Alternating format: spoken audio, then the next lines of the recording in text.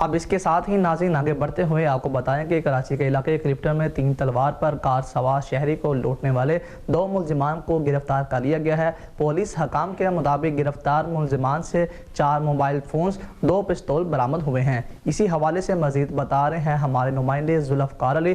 ذوالفقار بتائیے گا۔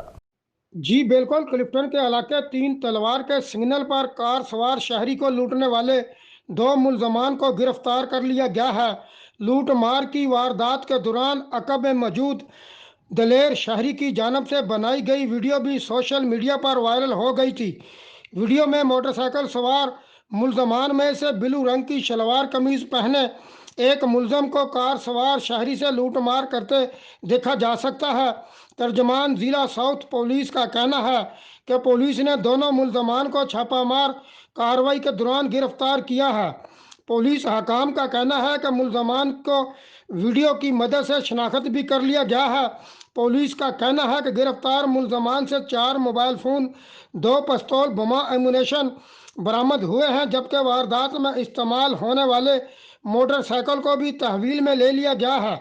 پولیس نے بتایا کہ ملزمان نے دوران تفتیش 15 وارداتوں کا اعتراف بھی کیا ہے، جبکہ گرفتار ملزمان کا مزید کرمنل ریکارڈ بھی چیک کیا جا رہا ہے۔